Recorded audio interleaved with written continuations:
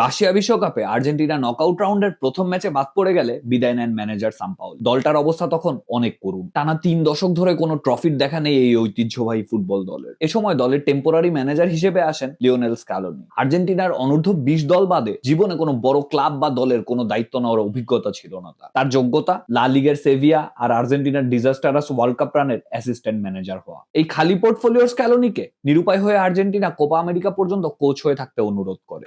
ব্যাস খেপে যায় আর্জেন্টিনার ফুটবল সমর্থকরা। আর্জেন্টাইন পত্রিকা ইনফোবে স্ক্যালোনির এই অ্যাপয়েন্টমেন্টকে দলের জন্য ইনসাল্ট বলে আখ্যায়িত করে একটা উপসম্পাদকীয় ছাপায়। পরের বছর কোপার সেমিফাইনালে ব্রাজিলের কাছ থেকে বিদায় নেয় আর্জেন্টিনা। এখানেই শুরু স্ক্যালোনির। 2021 সালে কোপা আমেরিকা, 2022 সালে ফিনালেসিমা, তারপরে বিশ্বকাপ, আর 2024 সালে আবার কোপা আমেরিকা। একের পর এক ট্রফি জয় শুরু হয় স্ক্যালোনির তত্ত্বাবধানে। আর্জেন্টিনার এই হিস্টোরিক রানে ছিল স্ক্যালোনির ড্রেসিং রুমে নিয়ে আসা পরিবর্তন। শুধু নির্দেশ না দিয়ে খেলোয়াড়দের সাথে আলোচনার মাধ্যমে সিদ্ধান্ত নেন তিনি। দলে জায়গা করে দেন নতুনদের, সবাইকে দেন নিজেকে প্রমাণ করার সুযোগ। ফলাফল, যে মানুষটা ছিল আর্জেন্টিনার একসময় ইন্টারিম কোচ, তার গায়ে আজ লেগে গেছে শ্রেষ্ঠ ম্যানেজারের তকমা। আজ তারই কৃতিত্বে আবার ফাইনালে আর্জেন্টিনা। প্রতিপক্ষ ইউরোজয়ী স্পেন।